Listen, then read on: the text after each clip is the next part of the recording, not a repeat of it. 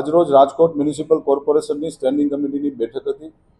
બેઠક પૂર્વે ભારતીય જનતા પાર્ટીના 66 કોર્પોરેટર અને રાજકોટ ભારતીય જનતા પાર્ટીના માનનીય અધ્યક્ષ ડોક્ટર માધવભાઈ દવેની અધ્યક્ષસ્થાનમાં પહેલગામની અંદર જે ભારતીય નાગરિકોની જે 28 લોકોની જે ત્રાસવાદીઓએ જે હત્યા કરી છે અને રાજકોટ શહેરની અંદર સિટી બસના ડ્રાઈવરની ભૂલના કારણે 4 રાજકોટના શહેરીજનોના જે મૃત્યુ થયા, એમના દિવંગત આત્માને શાંતિ માટે રાજકોટ મહાનગરપાલિકાના સૌ ભારતીય જનતા પાર્ટીના કોર્પોરેટરોએ 2 મિનિટનું મૌન પાડીને આજની આ સ્ટેન્ડિંગ કમિટીની શરૂઆત કરી હતી. આજની સ્ટેન્ડિંગ કમિટીમાં કુલ 32 દરખાસ્તો મહાનગરપાલિકાના માનનીય મ્યુનિસિપલ કમિશનરશ્રી દ્વારા મને આપવામાં આવી હતી. કુલ 32 દરખાસ્તોનો 117 કરોડ 29,56,000 ના માતબર ખર્ચે રાજકોટના 18 વોર્ડમાં સર્વાંગી વિકાસ માટેની આજે આ સ્ટેન્ડિંગ કમિટીમાં ભારતીય જનતા પાર્ટીના સૌ કોર્પોરેટરોએ આજની આ સ્ટેન્ડિંગ કમિટીમાં તમામ દરખાસ્તો મંજૂર કરી છે. ખાસ કરીને 2024ના નાણાકીય વર્ષની અંદર સ્ટેન્ડિંગ કમિટીમાં મારા દ્વારા એક નવો સાઉથ ઝોન બનાવવાની અમે લોકોએ સૌ પદાધિકારીઓએ જાહેરાત કરી હતી. કારણ કે રાજકોટ ડે બાય ડે દિન પ્રતિદિન રાજકોટ મોટું થતું જાય છે.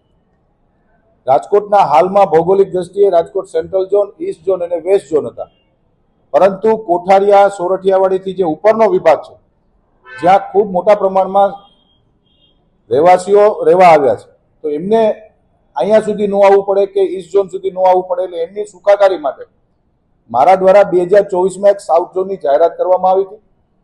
એ પણ સાઉથ ઝોન આજે સ્ટેન્ડિંગ કમિટીની અંદર મંજૂર કરવામાં આવ્યું છે. બીજું, રાજકોટના બાળકો માટે અને રાજકોટના શહેરીજનો માટે એક અલગ અલગ ઝોનની અંદર અમે લોકો સ્પોર્ટ્સ સંકુલ બનાવીએ છીએ. હાલમાં જ આપણે મવડીનું માનનીય મુખ્યમંત્રીશ્રીના હાથે મવડીનું સ્પોર્ટ્સ સંકુલ લોકાર્પણ કર્યું. એવી જ રીતે આજે વોર્ડ નંબર 17ની અંદર નવું સ્પોર્ટ્સ સંકુલ બનાવવાની એક દરખાસ્ત હતી, જે એ પણ મંજૂર કરવામાં આવી છે. રાજકોટ શહેરના શહેરીજનોને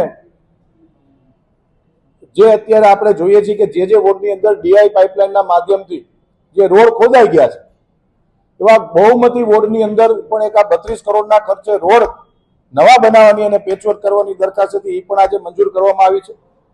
ભારતીય જનતા પાર્ટીના સૌ પદાધિકારીનો અમારો એક સંકલ્પ હોય છે કે જ્યાં માનવી ત્યાં સુવિધા, લોકોને કોઈ પણ જાતની મુશ્કેલી ન પડે એના માટે મહિનામાં 2 વખત 3 વખત અમે લોકો વિકાસ કામોની સ્ટેન્ડિંગ કમિટી બોલાવતા હોય છે.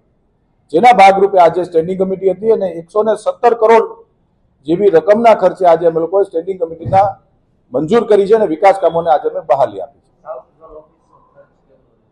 સાઉથ ઝોન ઓફિસનો કુલ ખર્ચ 29 કરોડનો ખર્ચ છે અને કોઠારિયા રોડ ઉપરની પાછળનો જે રોડ છે, જે વોર્ડ નંબર 18માં આવે છે, 80 ફૂટના રોડ ઉપર 5000 ચોરસ મીટર જગ્યાની અંદર આ બહુ મોટો સાઉથ ઝોન અને સંપૂર્ણપણે આધુનિકરણ સાથેની અદ્યતન ટેકનોલોજી સાથેનો આ સાઉથ ઝોન અમે બનાવીએ છીએ.